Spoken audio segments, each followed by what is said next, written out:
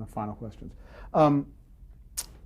I'll throw out some titles again. These are chronologically in the 90s and the 21st century themes. Blossom. Dr. John. I mean, for some reason, I just heard Mac singing. So I pitched Don Rio to do a vocal, and Mac and I have been friends since the Sonny and Cher band, so I knew I could get him. News radio. Frenetic energy. Now, these are sitcoms or comedies, certainly, and Doogie Howser had elements of that. Yes. But was this a different kind of a challenge? Yes. In what way? Just that everything's so truncated. You got 23 minutes or 22 minutes, something like that. All your cues are so shortened, and they're used to doing it in a library. I've never done that. I've never, library? I don't know how to do that, really. So I had to learn how to accommodate that. And I was used to 1-minute themes, and they're used to 30-second themes, and so that was different. And comedy, like what everybody's, the cliche is really true. It's the hardest thing in the world to pull off. And that holds true for music as well. So. Okay, silk stockings. Sex. Let's do, all right, Cannell, you're going to do a soft porn on USA. Okay, fine, well, I'll help you, yes. Yes, dear. The commish. The actor. It really was about Michael. It was really about his brand of irreverence. Michael Chiklis. Yes. Brooklyn South.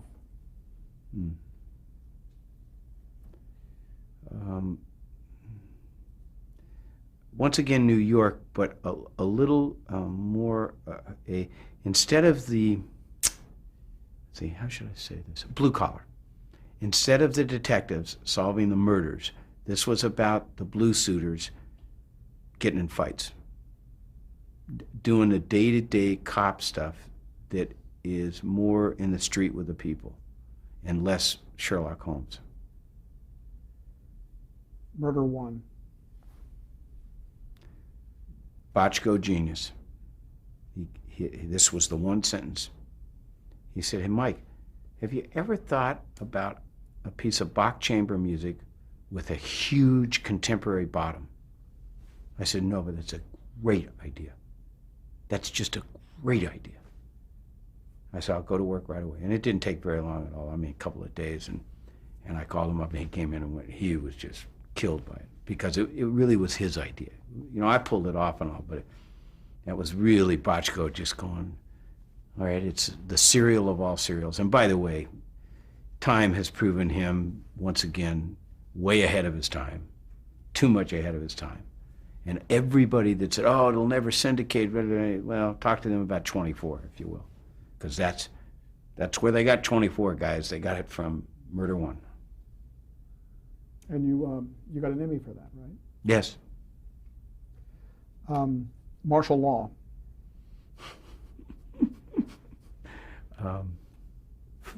Fun. It was all about cartoon. It was cartoon. City of Angels.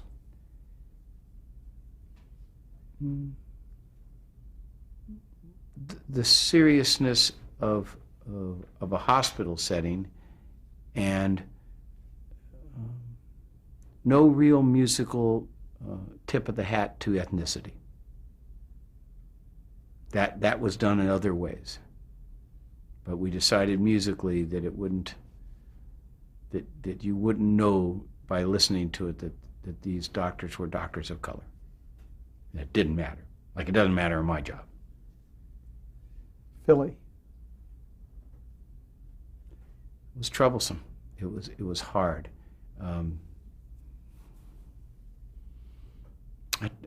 I don't know that I did it very well. I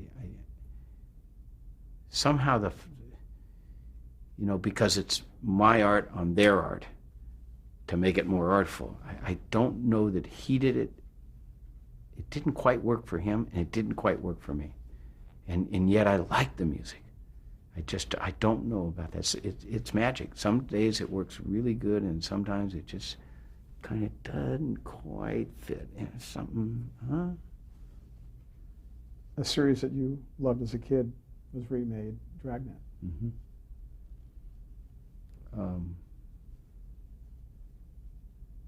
That was all about taking a great old theme and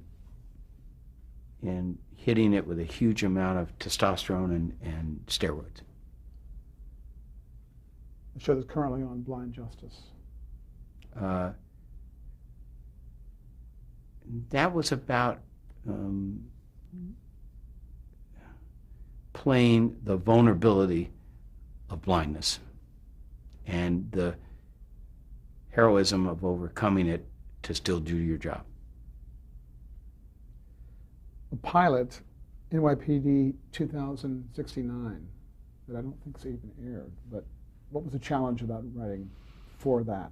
Yeah, futuristic. Yes, to do something that didn't sound, that the music sounded like it hadn't been invented yet. Of course, that's impossible. After Bach died, it was all invented. But at least we could take the sounds and make the sounds sound like they hadn't happened yet. You wrote music for talk shows. Mm-hmm. Phil Donahue. Mm-hmm. Joan Rivers. Larry King. Larry King. Briefly, how did that happen? I don't know. Joan was a friend. Donahue, how did they? I don't know. I guess they liked what they saw on TV on dramatic shows, and somebody called up and said, "Would you like to do this?" And Phil Donahue, I was, God, that'd be great. I always liked him, you know. So, yeah. What are you currently working on? The Law and Orders and a show, Chris Garalmo's show out of Stephen Bochco called Over There about the war in Iraq.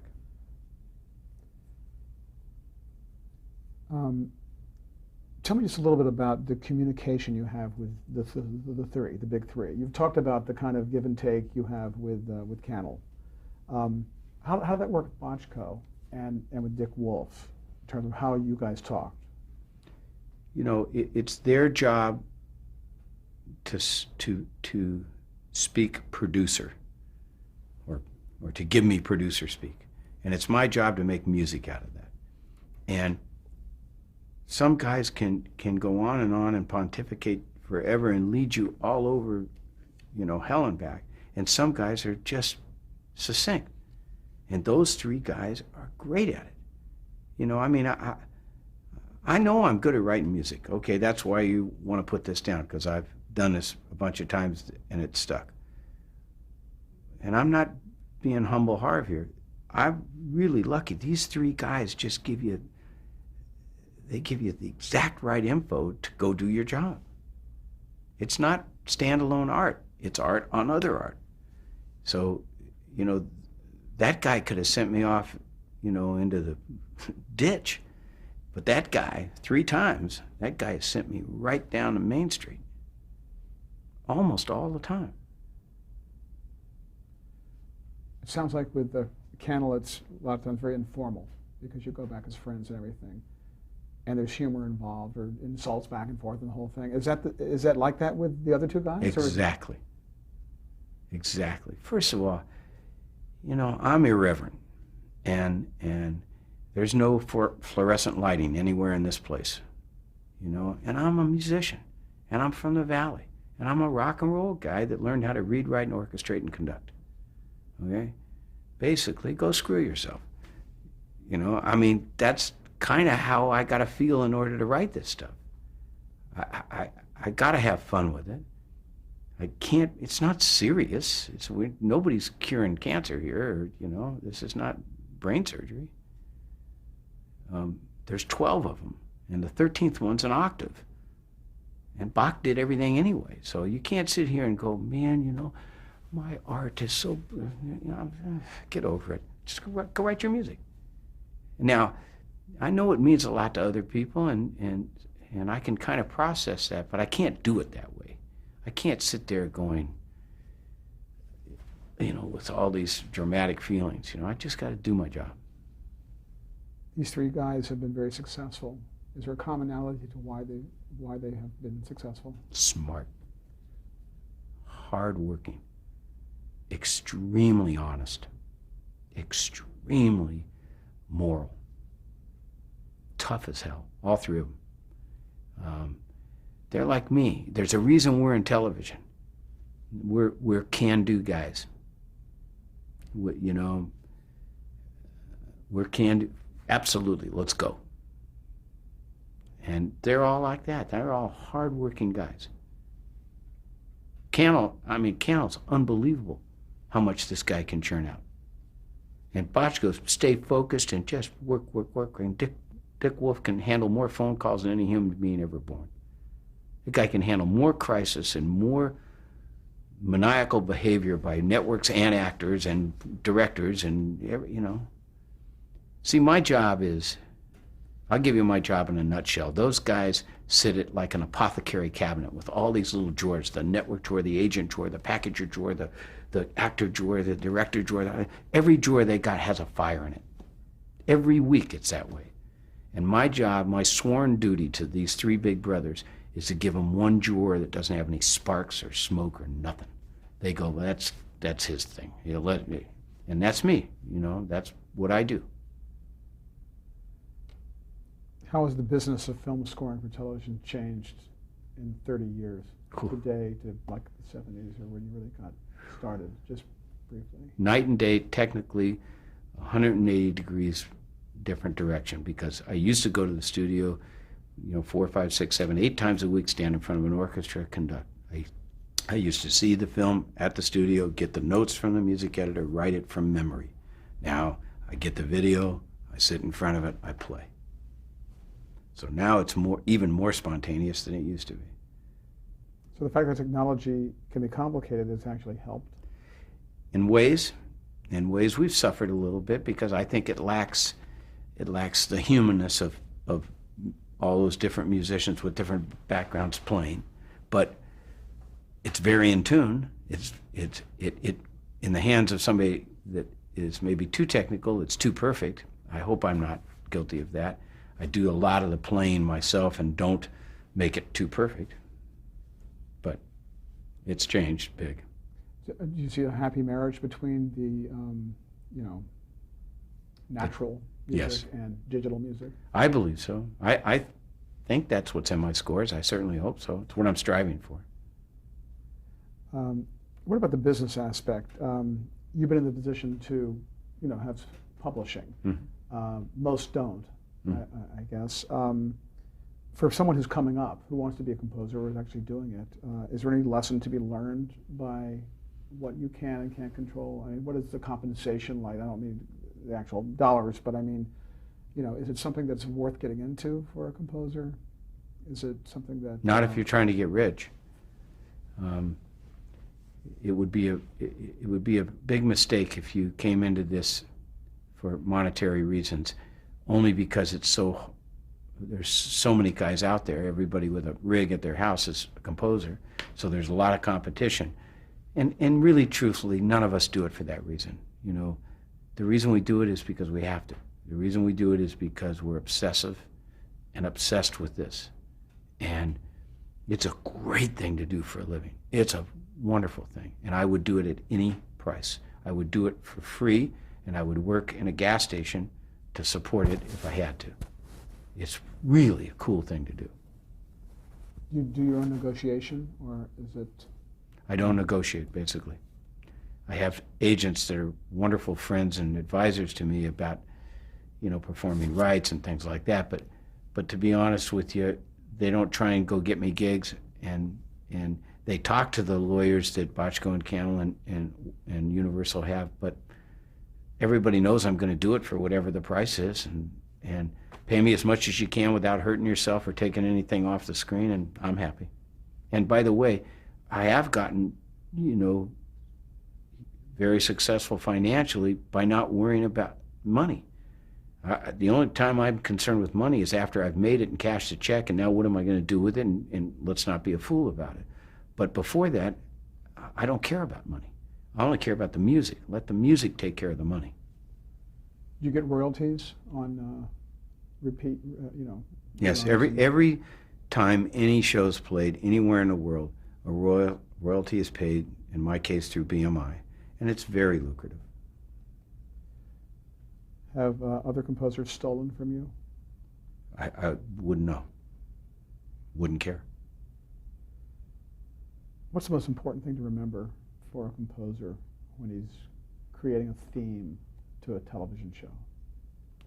Look at the picture. Listen to the producer. Look at the picture. Read the script. Look at the picture.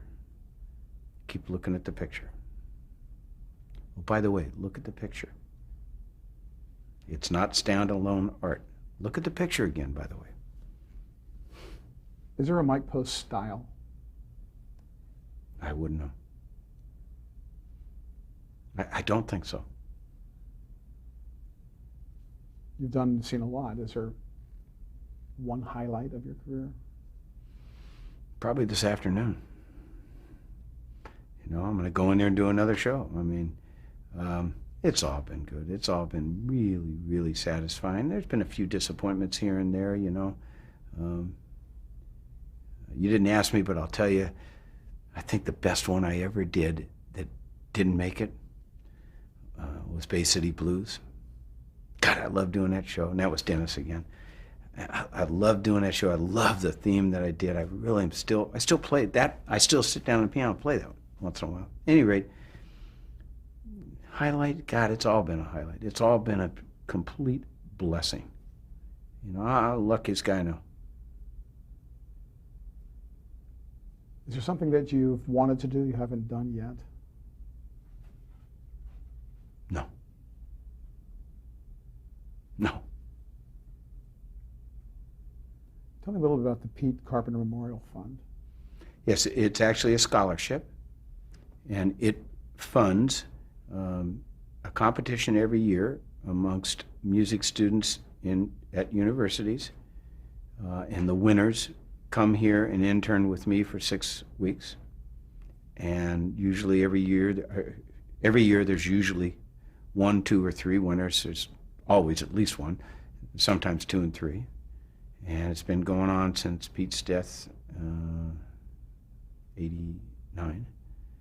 And very successful. Many of those people have gone on to terrific careers, both in film and television, some very famous. How would you describe Pete's legacy in his work? Write as sweet as you possibly can, which he did. Just sweet. His music was so elegant. Lead your career and your life with the highest moral standard. Help do the most amount of people, the most amount of good for the most amount of people, and make it look easy. You talked about the importance, or what are the importance about composing a theme. What piece of advice would you give to up-and-comers in terms of composing for television and film? Look at the picture. A lot of guys make the mistake of going, this is what I feel. Look at the picture. Your art on somebody else's art. They already did their art. Look at the picture. By the way, did I say look at the picture? I think so. You might want to mention look at the picture. How would you like to be remembered? Hardworking, 100% reliable, fair, grateful for being given talent, and used it to do good. Used it to do good for the people that hired me. You used it to do good for the people that are working with me. How does it make you feel that your body of work has been so influential for other composers? Haven't processed it emotionally. Been said to me, like I'd go to awards banquets and this and that, and guys will come up and, God, you meant so much. And I'm going, really? I mean, I'm just busy doing it. I'm a bricklayer. I I hardly even see the walls. You know, I'm just laying bricks. Great. Okay, we can cut. Alrighty. Thank you. That's great. Nice being with you. Thanks for your generous time. No, I'm glad to do it. Hope our grandkid didn't